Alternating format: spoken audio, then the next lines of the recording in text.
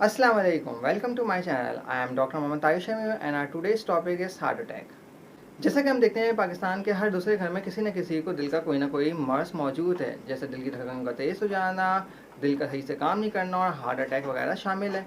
आज का हमारा टॉपिक हार्ट अटैक है, इसमें हम वजूहात देखेंगे कि हार्ट अटैक क्यों होता है, इसकी क्या वजूहात हैं और इससे कैसे बचा जा सकते हैं।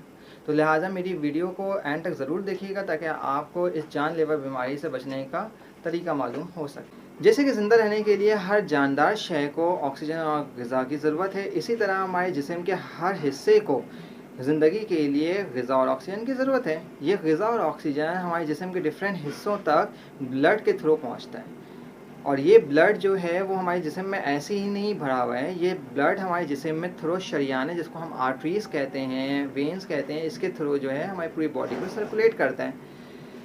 अब हम इसको इस तरह से समझ सकते हैं कि समझो कि एक वाटर पम्प है, एक मशीन है, बड़ी सी मशीन है वाटर पम्प में, जो कि पानी को पम्प करती है और मुख्तलिफ बड़े बड़े पाइप्स हैं जो उससे निकल रही हैं और मज़ीद वो पाइप जब आगे जाती है तो ये मज़ीद छोटे छोटे पाइप में डिवाइड्स हो जाती हैं जो कि मुख्तलिफ घरों तक पहुंचती है। इसी तरह हमारा दिल भी जो है वो एक पम्प की तरह, एक मशीन की तरह एक्ट करता है जो कि हर वक्त ब्लड को पम्प करते रहता है। और ये जब ये ब्लड को पम्प करता है तो ये ब्लड जो है डिफरेंट शरियानों से, जिसको हम आर्टरीज़ कहते हैं, शरियानों से होते हुए जिस्म के डिफरेंट हिस्सों तक ब्लड को पहुंचाते हैं। और जब ये दूसरे डिफरेंट हिस्सों तक ब्लड को पहुंचाते हैं तो वहाँ पर जो जितने सेल्स होते हैं, जितने हमारे हिस्से हैं, जिस्म के ऑर्गन्स हैं, सेल्स हैं, टिश्यूज़ हैं, उन सबको जो है ब्लड और ऑक्सीजन सप्लाई करते हैं और इस तरह ज़िंदगी का अमल जारी और सारी रहता है। जिस तरह हमारा दिल खून को पंप करता है ताकि हमारा खून जो है जिस्म के डिफरेंट हिस्सों तक पहुंच सके, इसी तरह हमारे दिल को भी खून की ज़रूरत होती है और ये खून जो है वो स्पेसिफिक आर्टरीज़ के ज़रिए हमारे दिल तक पहुंचता है। ये जो स्पेसिफिक शरियान है, जिसको हम कोरोनरी आर्टरीज़ कहते हैं, ये 3 किस्म की होती है और यही 3 किस्म की आर्टरी जो है वो हार्ट को ब्लड सप्लाई करती है। ये जो आर्टरीज़ हैं इसमें right coronary arteries, left coronary arteries and left circumflex artery शामिल है।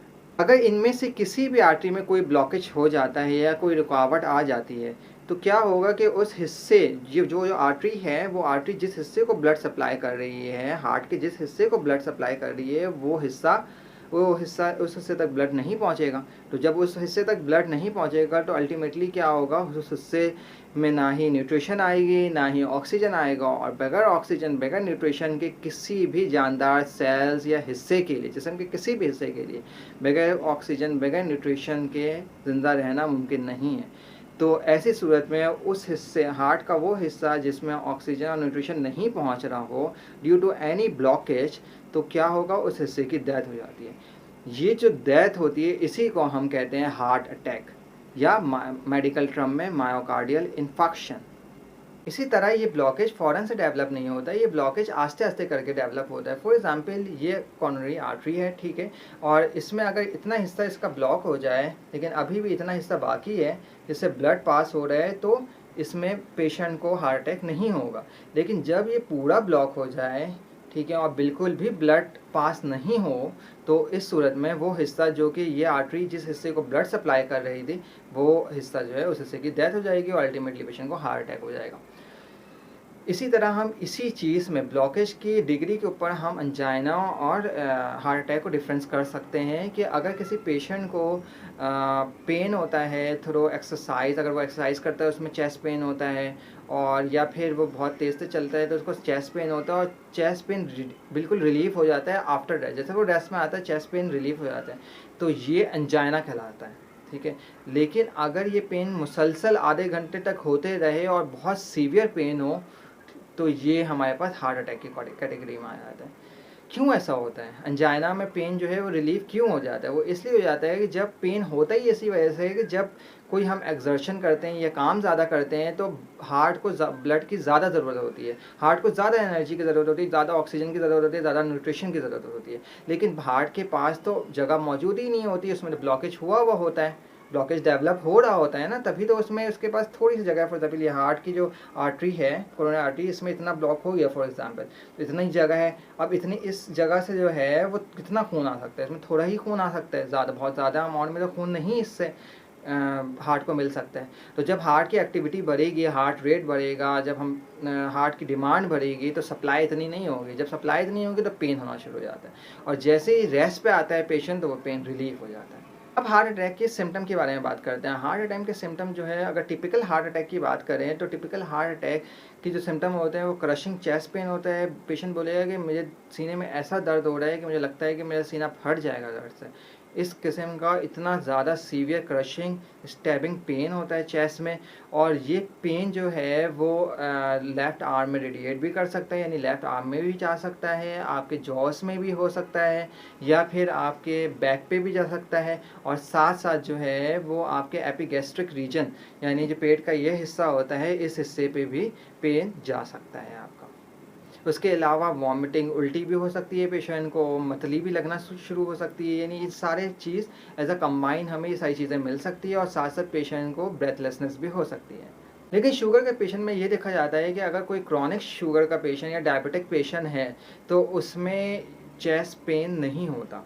क्यों नहीं होता है? क्योंकि उनकी जो वो नसें, जो कि वो नर्व जिसको हम नसें बोलते हैं, जो कि ब्रेन तक सिग्नल लेके जाती है, पेन के सिग्नल लेके जाती है, वो नकारा हो जाती है, वो सही से काम नहीं कर रही होती है। तो ऐसे सूरत में जो उनके चेस्ट में पेन होता है, सीने में जो पेन होता है वो उनको महसूस नहीं होता। उनको क्या सिम्टम मिल सकता है? किसी को डायबिटिक है तो उसको ब्रेथलेसनेस हो सकती है, यानी वो उसको सांस फूल सकती है, घबराहट बोल सकते हैं, जो बहुत ज़्यादा घबराहट हो रही है और बहुत ज़्यादा बेचैनी हो रही है, और इवन वॉमिटिंग कर सकता है, उल्टियाँ हो सकती हैं।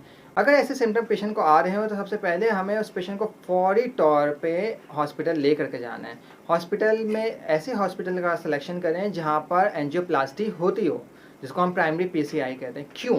क्योंकि इसका एक सिग्निफिकेंस ये है कि कुछ टाइप ऑफ हार्ट अटैक ऐसे होते हैं जिसमें अगर हमने एंजियोप्लास्टी विद इन 90 मिनट्स के अंदर कर दी, यानी सिम्टम ऑनसेट जब हुआ है, शुरू हुआ है, और विद इन 90 मिनट के अंदर हमने एंजियोप्लास्टी कर दी, तो हार्ट के वो सेल जो कि कॉम्प्रोमाइज़ हुए थे ब्लड से, वो उसमें ब्लड सर्कुलेशन रीगेन हो जाती है, और अल्टीमेटली वो सेल जो है, वो हार्ट के जो वो मसल, वो हिस्सा वापस रिवाइव कर जाता है, बच जाता है वो हिस्सा।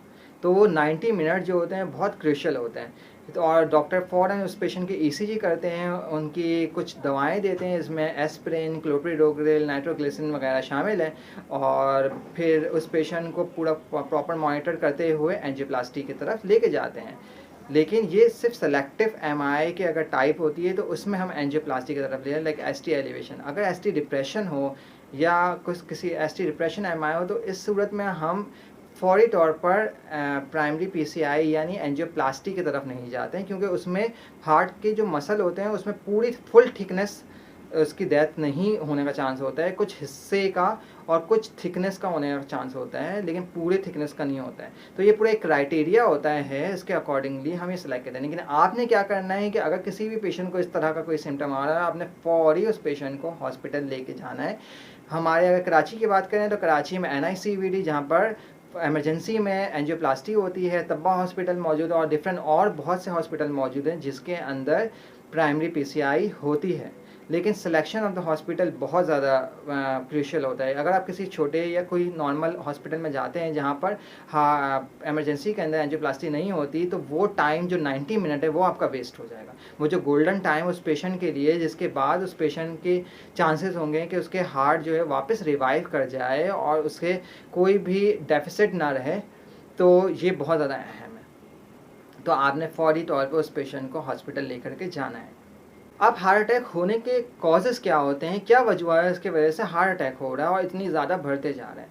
सबसे पहला कॉज अगर मैं बात करूँ तो स्मोकिंग। अगर कोई पेशेंट को स्मोकिंग करता है तो उसे फ़ौरन स्मोकिंग रोक देना चाहिए, क्योंकि स्मोकिंग जो है हमारे शरीयानों को डैमेज करते हैं, और अल्टीमेटली जब हमारे शरीयानें डैमेज होती हैं तो वहाँ पर ब्लॉकेज का प्रोसेस स्टार्ट हो जाता है। ब्लड प्रेशर, अगर ब्लड प्रेशर किसी पेशेंट को है, या शुगर किसी पेशेंट को, डायबिटिक है कोई पेशेंट, अगर उसने शुगर को कंट्रोल नहीं करता या अपने ब्लड प्रेशर को कंट्रोल नहीं करता, तो अल्टीमेटली उसके शरीयाने जो हैं वो डैमेज होना शुरू हो जाएंगे, उसमें इंजरी लीजन्स होना स्टार्ट हो जाएंगे। जब वहाँ पर इंजरी होना स्टार्ट होगी तो अल्टीमेटली पेशेंट को वो वहाँ पर ब्लॉकेज का प्रोसेस भी शुरू हो जाएगा।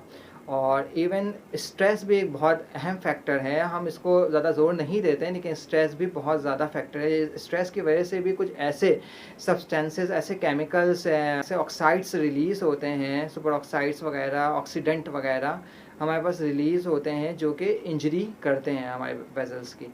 तो लिहाजा स्ट्रेस को भी हमें कंट्रोल करना बहुत ज़रूरी है। अगर किसी पेशेंट ओबीस है या बहुत ज़्यादा मोटा है वो तो उसे भी चाहिए कि वो अपना लिपिड प्रोफाइल वगैरह करवा ले, ताकि अगर उसके लिपिड प्रोफाइल्स में कोलेस्ट्रॉल का लेवल बहुत ज़्यादा बढ़ा हुआ आता है तो उसे कम करने के लिए भी कुछ दवाएं दिए जाएं और लाइफस्टाइल उसकी मॉडिफाई किया जाए। अपनी ग़िज़ा में रोगनियात की कमी करें, बहुत ज़्यादा रोगनियात इस्तेमाल ना करें।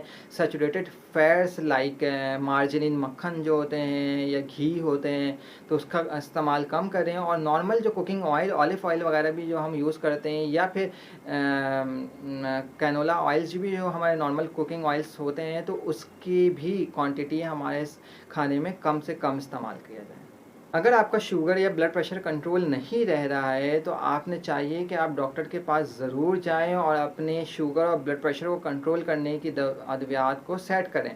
अगर आपका कुछ दवाओं से अगर आपका ब्लड प्रेशर, शुगर नहीं सेट हो रहा है या उसमें कमी नहीं आई, तो इसका मतलब ये है कि आपकी दवाओं को बढ़ाने की ज़रूरत है या फिर आपकी लाइफस्टाइल के अंदर और कुछ मॉडिफिकेशन लाने की ज़रूरत है। और साथ साथ कुछ मुख्तलिफ टेस्ट की भी ज़रूरत पड़ सकती है, इससे हम रूल आउट कर सकें कोई सेकेंडरी कॉज तो नहीं है जिसकी वजह से, कुछ और वजूहत तो नहीं है इसकी वजह से आपका ब्लड प्रेशर या शुगर कंट्रोल नहीं हो रहा है। इंसान को चाहिए कि अपनी ज़िंदगी में एक्सरसाइज और वॉक को ऐड करें, अनलेस अनटिल कि अगर आपको किसी डॉक्टर ने मना ना किया हो वॉक करने से, या वॉक करने से आपको कोई पेन ना होता हो।